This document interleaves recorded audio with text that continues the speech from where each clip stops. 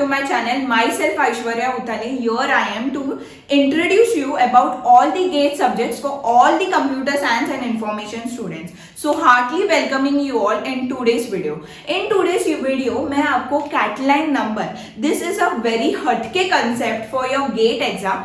ये क्या होता है, क्यों यूज करते हैं, इसके बारे में पढ़ेंगे. But before starting with this video, Catalan number क्यों यूज करते हैं?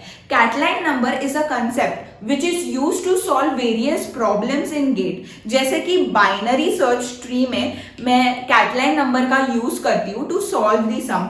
देन अभी जो मैंने प्रीवियस स्टैक डेटा स्ट्रक्चर पढ़ाया है उसके ऊपर भी मैं एक सम लूंगी based on this Catalan number. So before getting start to this Catalan number के सन, you must understand what you mean by Catalan number. So this video is totally for you to describe what is the feature, why we use Catalan number, and what is the benefits to use the Catalan number.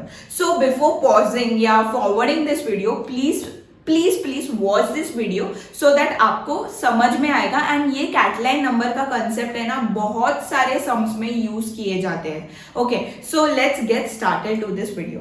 First is मैं आज introduce करने वाली हूं, that is कैटलाइन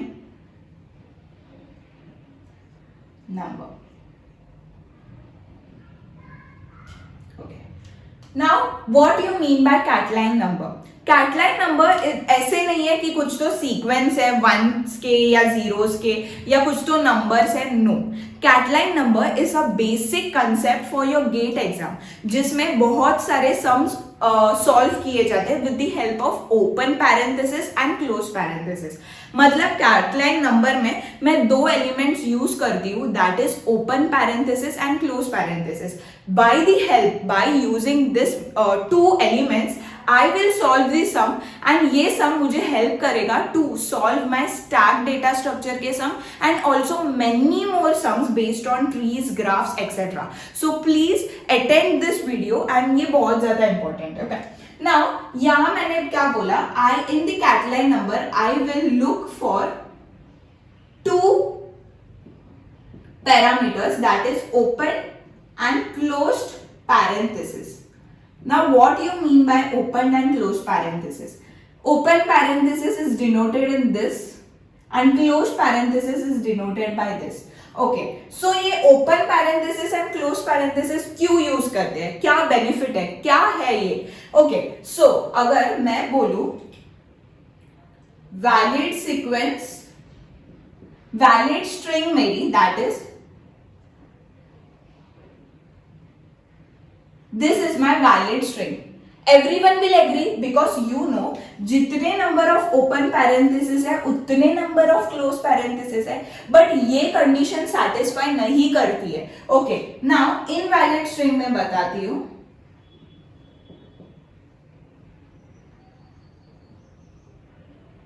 Okay, now this is my invalid string. यहाँ भी number of open parenthesis is equal to number of close parenthesis, but this is my invalid string. क्यों बताए? क्योंकि ओपन पैरेंथेसिस के पहले ही मैंने क्लोज पैरेंथेसिस डाला है और this is the invalid sequence. ये तो अपन को पता ही है, बचपन से मैंने तो पढ़ा है कि पहले क्लोज होने से पहले कुछ तो ओपन होना चाहिए. मतलब एक ब्रैकेट, अगर मैं पूरा कोड भी लिखूं तो first I will open my code, open the loop या open my parenthesis and then I will close it at the end. पहले मैं क्लोज नहीं करती एंड देन मैं ओपन नहीं करती ऑब्वियसली. सो ये ही मेथड यहाँ यूज करते हैं. अगर ये मेरा यहाँ क्लोज होता है, ये मेरा यहाँ क्लोज होता है, ये मेरा यहाँ क्लोज होता है, पर ये जो है पर ये जो है वो पहले ही क्लोज हो रहा है ओपन होने से पहले, तो दिस इज इनवैलिड सीक्वेंस. तो हाउ आई विल अंडरस्टैंड कि ये इनवैलिड सीक्वेंस कितने आए हुए हैं मेरे स्ट्रिंग में? तो this methodology will give you the answer. Okay, now मैं ओपन पैरेंथेसिस को डिनोट करूंगी +1 से एंड -1 को मैं क्लोज पैरेंथेसिस से डिनोट करूंगी. अगर मैं यहां लिखूं +1 +1 -1 -1 +1 -1, यहां भी मैं लिखूं +1 +1 +1 -1 -1 -1 -1 -1 +1. Now at this point you know कि I have my sequence is गलत. ओके तो मैं अगर ये सम अप करूं, I will sum this plus and minus, I will get the answer -1. In this I know कि मेरी पूरी स्ट्रिंग वैलिड है, तो if I will sum up I will get the answer 0. That means at the particular time you will understand where my sequence is galat. At the particular point, at the particular time you will understand कि ये place पर मेरा sequence गलत होने लगा है क्योंकि मेरा close parenthesis पहले आ रहा है open parenthesis से. So I will get the answer -1 and here I will get the answer 0 क्योंकि +1 यहाँ cancel होगा, +1 इसका cancel होगा, इसका +1 और इसका +1 cancel होगा. That means how मैं represent करूंगी, ये जो है वो कैसे represent करूंगी so that मुझे valid sequence ही मिलेंगे और उतने ही valid sequence मिलेंगे, इनवैलिड इंक्लूड नहीं होंगे. तो what will be my desire answer कि मुझे मेरी सीक्वेंस पता है, ओके उसमें से मुझे जो मेरी इनवैलिड है वो मुझे माइनस करना है, but how many total number of sequence will you get. So first is number of strings in which number of ones and number of zeros is equal to 2 raised to n. कितने number of string मतलब total number of string in which number of ones and number of zeros is equal to 2 raised to n. अगर n number of +1 है and n number of -1 है, अगर दोनों equal है मतलब जितने +1 है उतने ही -1 है, तो मुझे नंबर ऑफ स्ट्रिंग्स कितने मिलेंगे 2 raised to n. ये तो अभी समझा. Okay now in a given parenthesis मतलब अगर मुझे कहा है कि इतने parenthesis है, 4 parenthesis closed यूज किए एंड 4 ओपन किए, बट उसमें भी इनवैलिड आ सकते हैं. अगर मैं कहूँ फॉर एग्जाम्पल मैं लूंगी कि 4, अगर मैं कहूँ n is equal to 4, that is close number of parenthesis भी 4 होने चाहिए and open number of parenthesis भी 4 होने चाहिए.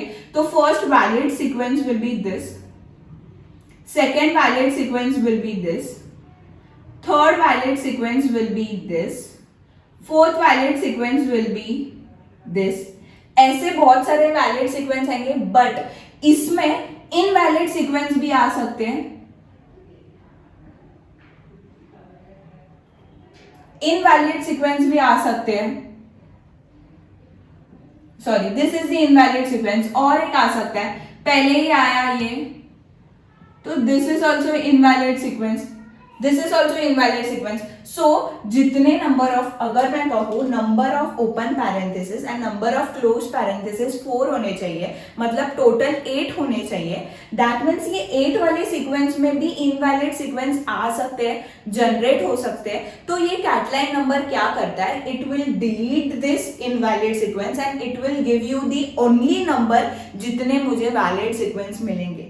That is, it will give me only the total number of sequence which are valid by using this parenthesis. So what is the formula? That is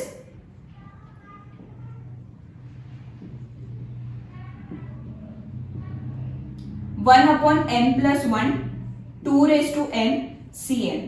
This is the formula.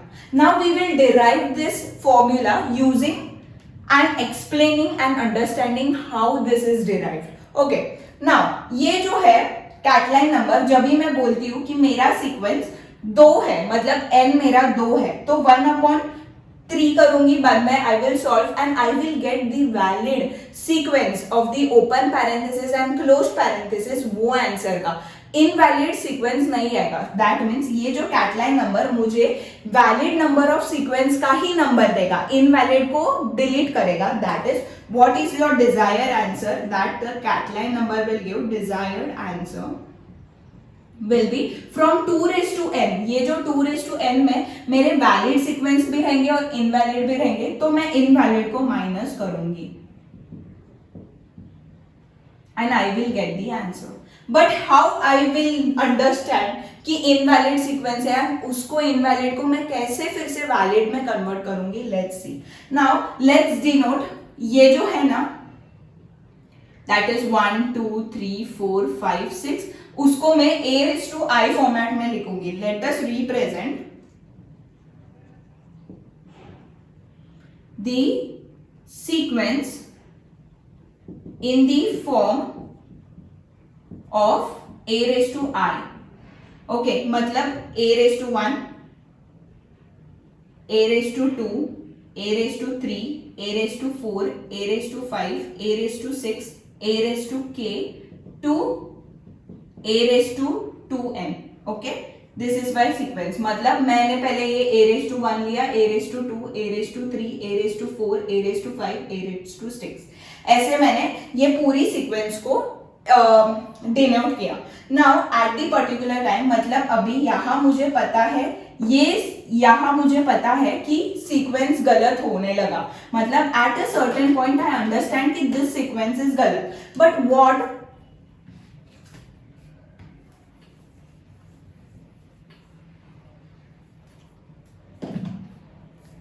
at this point I understand कि this sequence is गलत. But how will you understand this sequence is गलत? या कैसे समझेगा कि invalid sequence है? मुझे invalid sequence नहीं निकालना है, मुझे वो इनवैलिड को वैलिड में कन्वर्ट करना है, सो दैट ये जो वैलिड नंबर ऑफ सीक्वेंस मेरा कैटलाइन नंबर देगा उसमें से एक होगा, रिप्रेजेंट करेगा. इसलिए मुझे जो इनवैलिड है उसको वैलिड में कन्वर्ट करना है. पर ये कितने नंबर ऑफ रहेंगे? नहीं, यहाँ मुझे नंबर ऑफ इनवैलिड सीक्वेंस नहीं निकालना है. इधर मुझे जो पॉइंट में इनवैलिड स्टार्ट होगा वो पॉइंट से मुझे करेक्ट करना स्टार्ट करना है. अंडरस्टूड? अगर for example I am taking ये ही example, okay, at this point I understood कि k, at the kth point I understood कि यहां से मेरी इनवैलिड सीक्वेंस स्टार्ट हुई है. बिकॉज यहां से मैं चेक करूं तो ये मेरा +1 +1 +1 -1 -1 -1 -1, यहां मुझे सम अप दे रहा है -1, ये मुझे टोटली -1 सम अप दे रहा है. That means at the kth point, I understood that from this point my sequence is giving me गलत आंसर. यहां से मेरा आंसर गलत हो रहा है. तो what I will do, I will substitute ये जो है वैलिड सीक्वेंस उसका मैं पार्टीशन करूंगी. मतलब अभी जैसे कि A1, A2, A3, A4, A5, A6, okay, AK, okay, मतलब ये 6 पोजीशन का मेरा K है. ओके, A6 एंड AK, मतलब ये मेरा 7 पोजीशन Kth पोजीशन पर गलत हुआ है. तो ये वाला सीक्वेंस और मेरा आगे जो आएगा सीक्वेंस उसको मैं पार्टीशन करूंगी. K+1, K+2, K+3, K+4 to, समझा? एट दैट पॉइंट जहां से मेरा गलत हो रहा है वहां तक मैंने पूरा रॉन्ग वाली सीक्वेंस ली. एंड जहां से मेरी पॉइंट से आगे मैंने अलग सीक्वेंस ली. ओके, नाउ आई नो कि इसका आंसर मुझे -1 देगा. ओके, सो मैं क्या करूंगी, ये जो है पूरे A-1 को मैं सब्स्टिट्यूट करूंगी. सपोज मैं substitute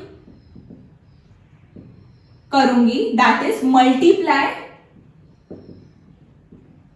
every A raised to I by -B⁻⁻I number. That is मैं हर एक एलिमेंट को -1 से इंटू करूंगी, मल्टीप्लाई करूंगी. तो what I gate, that is B⁻1, B⁻2, B⁻3, B⁻4, B⁻5, B⁻6, B⁻K.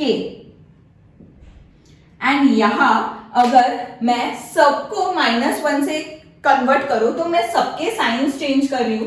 मतलब अगर मैं यहां -1 से इंटू करूं तो ये मेरा -1 -1 -1 होगा, ये मेरा +1 +1 +1 +1 होगा.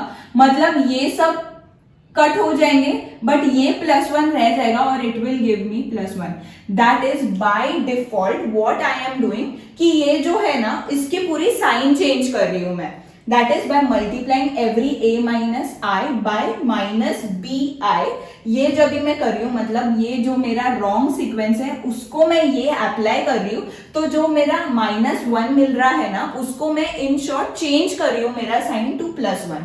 And on the other side ये जो मेरा राइट वाला सीक्वेंस है उसको मैं वैसे के वैसे लिखूंगी, but I am substituting a raise to i is equal to b raise to i from i greater then k plus 1. Understood? मतलब फ्रॉम kth पॉइंट से आगे वाला जैसे के जैसे ही लिखूंगी, बस मैं सीक्वेंस चेंज करूंगी या नंबरिंग चेंज दूंगी to b raised to 2 raised to n. Now I know कि ये जो इसकी वैल्यू होगी. ओके, मूविंग टू दिस, यहां मैंने वैसे के वैसे सब्सटीट्यूट किया. नाउ मूविंग टू दिस वाला पार्ट. ओके, ये मेरा kth पॉइंट है, इसके बाद मेरी स्ट्रिंग होगी. Okay, this is my string, additional string, but यहां एक +1 ज्यादा है. सी, यू कैन सी. इसके बाद ये वाला एक जो +1 है वो मेरा ज्यादा है, तो इसकी वैल्यू क्या होगी? इसकी वैल्यू मेरी +1 होगी एंड अगेन इसकी वैल्यू भी मेरी +1 होगी. तो मुझे क्या मिल रहा है? ये दोनों को प्लस करके मुझे 2 मिल रहा है. मतलब ये दोनों का प्लस होके मुझे 2 मिला. मतलब मैंने क्या किया, जब भी -1 था उसको मैंने कन्वर्ट +1 में किया. मतलब n-1 था. ओके, मेरे पास नंबर ऑफ -1 थे, उसको मैंने एडिशनल एक 1 किया विच गिव्स मी +1. और यहाँ n नंबर ऑफ था. Due to this sum, due to this wrong method मुझे +1 एक ज्यादा हुआ. That is what you understand, that is n+1 is equal to +1 हुआ और n-1 इज इक्वल टू -1 हुआ. मतलब यहाँ n-1 मतलब जितने -1 नंबर यहाँ जो मेरे को सम अप मिला -1 में, उसमें मैंने और एक -1 डाला और मुझे n मिला. मतलब मैंने और एक -1 डाला और मुझे n मिला. और यहाँ मैंने और एक प्लस किया और मुझे n+1 इज इक्वल टू +1 मिला. मतलब यहाँ मुझे 2 स्ट्रिंग बढ़ रही है, एक में स्ट्रिंग कम हो रही है, एक में स्ट्रिंग बढ़ रही है. यहाँ मेरी जो -1 था उसमें मैंने -1 को और एक इंटू करके मैंने एक स्ट्रिंग और एक -1 डाला. मतलब और एक -1 डाल के आई गॉट दिस स्ट्रिंग. और यहाँ n+1 स्ट्रिंग +1, मतलब ये जो मेरा +1 है उसमें और एक 1 ऐड करके मुझे वो वाली स्ट्रिंग मिली. दैट मीन्स यहाँ क्या होता है, what I get from this, that is the total number of string is equal to 2 raised to n and I get, मतलब मेरे पास n+1 की स्ट्रिंग है और n-1 की स्ट्रिंग है. पहले आई नो कि ये जो -1 एक्स्ट्रा था मेरे n नंबर ऑफ बिट्स में, मतलब फ्रॉम दी kth प्लेस जो मेरे n नंबर ऑफ स्ट्रिंग थे उसमें -1 था. उसमें मैंने और एक -1 इंटू करके मैंने उसको +1 किया और ये मेरा n+1 स्ट्रिंग था, एक ज्यादा था ये स्ट्रिंग में, तो मेरे पास n+1 था, उसमें मैंने प्लस ऐड करके आई गॉट दिस. तो ये दिस आर दी 2 स्ट्रिंग्स. बराबर. How much is the? So ये मेरी इनवैलिड सीक्वेंस होंगे. बराबर. ये मेरा इनवैलिड सीक्वेंस होगा. Okay, now how to derive the Catalan number? 2 raised to n upon n and n factorial. ये मेरा टोटल नंबर ऑफ स्ट्रिंग है, इसमें से मैं माइनस करूंगी 2 raised to n upon n+1 और n-1 को. Okay, I will take common, that is 2 raised to n. यहाँ ये दोनों से मैं n कॉमन लूंगी और ये दोनों से मैं n-1 कॉमन लूंगी एंड आई गेट 1 अपॉन, ये दोनों से मैंने n कॉमन लिया और ये दोनों से मैंने n-1 कॉमन लिया, तो I got your n plus 1 upon n+1. Okay, now I will solve this. तो what I get 2 raised to n upon n factorial upon n minus 1 factorial n and n plus 1. Now by solving this I will get 1 upon n plus 1 और यहाँ 2 raised to n factorial upon n factorial which gives me 1 upon n plus 1 upon 2 raised to n cn, which hence I have derived my Catlin number. Understood मैंने ये Catlin number कैसे solve किया? Okay, I hope you have understood this how I derived the Catlin number. मैंने Catlin number कैसे solve किया ये आपको समझा होगा. So मैंने पहले open parenthesis and close parenthesis लिए, उसको +1 -1 दिया and then I generate the formula. मेरे को total number of +1 -1 2 raised to n मिलेगा, but what will be my desired operation, that is 2 raised to n minus invalid string. ये जो 2 raised to n है इसमें मेरे इनवैलिड स्ट्रिंग भी हो सकते हैं, इसलिए now this is my sequence. I represent this in a raised to I format. Now ये मेरी पूरी सीक्वेंस है. एट दी kth प्लेस मुझे समझा कि कहा तो मेरा गलत हो रहा है, तो मैंने उसको represent a raised to k, मतलब ये जहां मेरा गलत है वो वाला a raised to k कर दिया, और यहाँ ये सम अप का वैल्यू -1 था और ये सब सम अप का वैल्यू +1 था. Now I multiplied this by -1, so I get +1, मतलब इसकी साइन मैंने उल्टी कर दी तो मुझे +1 आया और ये जैसे के जैसे था वैसे लिखा and this gives me 2. Now ये मेरी इनवैलिड स्ट्रिंग क्यों हुई, क्योंकि यहाँ मेरे पास n का n नंबर ऑफ बिट्स में n-1, मतलब मुझे -1 था n नंबर ऑफ स्ट्रिंग्स में, तो वो और यहाँ n+1 था. जैसे कि मैंने देखूं तो ये बोथ स्ट्रिंग्स मेरे फॉर्म हो रहे थे which were my invalid sequence. तो ये इनवैलिड सीक्वेंस को मैंने वैलिड सीक्वेंस से, टोटल नंबर ऑफ सीक्वेंस से माइनस किए. I perform the arithmetic operation and then I got this, that is my Catlin number. Now this is the definition of the Catlin number and why they are used. I will take a simple example of stacked data structure. Now let's move to the example part. Now taking the example कैसे solve होता है ये Catlin number, उसके ऊपर मैं अभी example लूंगी. What is the example? This example is based on my stacked data structure. Okay, now first the question is if we are inserting 1 2 3 4, मतलब मैं 4 एलिमेंट को 5 एलिमेंट को इंसर्ट कर रही हूँ 1 2 3 4 natural numbers in the increasing order में मैं insert करूंगी. Okay, now pop operation can be done in between any operation. Okay, मतलब इंसर्ट करने के बाद मैं किधर भी पॉप ऑपरेशन कर सकती हूँ. At the start the stack is empty. What they have told, that is stack पहले एम्प्टी है. What can not be the output, यहाँ मुझे इस h मतलब इतने सीक्वेंस में मुझे ढूंढना है कि कौन सा सीक्वेंस परफॉर्म नहीं हो सकता है. Okay, now moving to the first one, that is 1 2 3 4 5. अगर 1 2 3 4 5 ऐसे पुश किया, पॉप कर रहे हैं अपन, मतलब ये मुझे पॉप का एक्सप्रेशन दिया है. अगर मैं 1 को पॉप कर रही हूं तो आई विल राइट दिस. 2 को कर रही हूं तो 1 अगर हुआ है तो मैं 2 इंसर्ट करूंगी, 2 को पॉप करूंगी. 3 इंसर्ट करूंगी, 3 को पॉप करूंगी. 4 इंसर्ट करूंगी, 4 को पॉप करूंगी. 5 इंसर्ट करूंगी, 5 को पॉप करूंगी. Understood. Now moving to this, यहां पहले मैंने इंसर्ट 5 किया है तो मुझे पता है ये इंक्रीजिंग ऑर्डर में इंसर्ट होगा, बराबर. अगर मेरे को पॉप पहले 5 करना है तो 5 पॉप करने से पहले 5 इंसर्ट भी किया होगा मैंने स्टैक में. तो इंक्रीजिंग ऑर्डर में अगर मैं इंसर्ट कर रही हूं तो पहले मैं क्या करूंगी, 1 2 3 4 5, मतलब ये मेरा 1 है, ये 2 है, ये 3 है, ये 4 है और ये 5 है. मैंने 5 इंसर्ट किया. Now I will first pop up my 5, बराबर. Now I will pop up my 4, now I will pop up my 3, now I will pop up my 2 and now I will pop up my 1.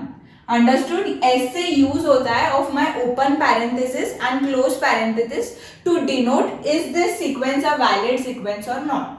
Now moving to the third, यहां मैंने 2 pop किया है, मतलब मैंने 1 और 2 पहले insert किया होगा. तो this is my 1, this is my 2. Okay, now I am popping my 2, तो 2 बाहर आएगा. Now I am popping my 1, तो 1 भी बाहर आएगा।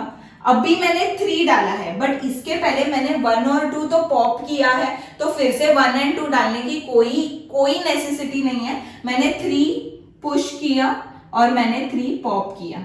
नाउ मैंने 4 पुश किया था, तो मैंने 4 भी पॉप किया। मैंने 5 पुश किया था, मैंने 5 पॉप किया। Understood? This is my valid sequence. Now moving to D वाला पार्ट। अगेन 2 मुझे को पॉप करना है, तो पहले मैंने 2 पुश किया रहेगा, 1 और 2, और मैंने पॉप किया मेरा 2। बाद में मेरे को 4 पॉप करना है, बट मेरा 1 तो है और 2 पॉप अप हुआ है, तो 3 एंड 4 इंसर्ट तो करना पड़ेगा। 3 एंड 4 मुझे इंसर्ट तो करना पड़ेगा। 3 and 4। Now I will pop my 4th one, now I will pop my 3rd one, then I will push and pop my 5th one. Understood? So this is also my valid sequence. Now moving to the E वाला part.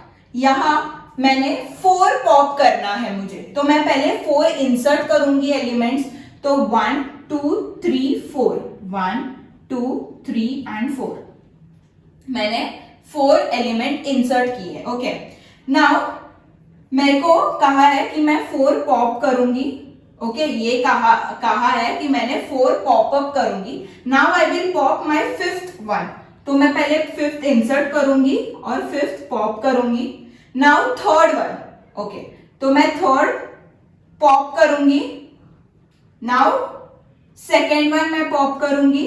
Now 1st one मैं pop करूंगी। This is my valid sequence. Now F वाला part I will write here, which is very important. Okay, 3 1 2 4 5, पहले मुझे 3 pop up करना पड़ेगा, right? मुझे अगर 3 पहले पॉप करना है, तो मुझे 3 एलिमेंट इंसर्ट करने पड़ेंगे, that is 1 2 and 3, 1 2 and 3, and मैंने 3 पॉप कर लिया।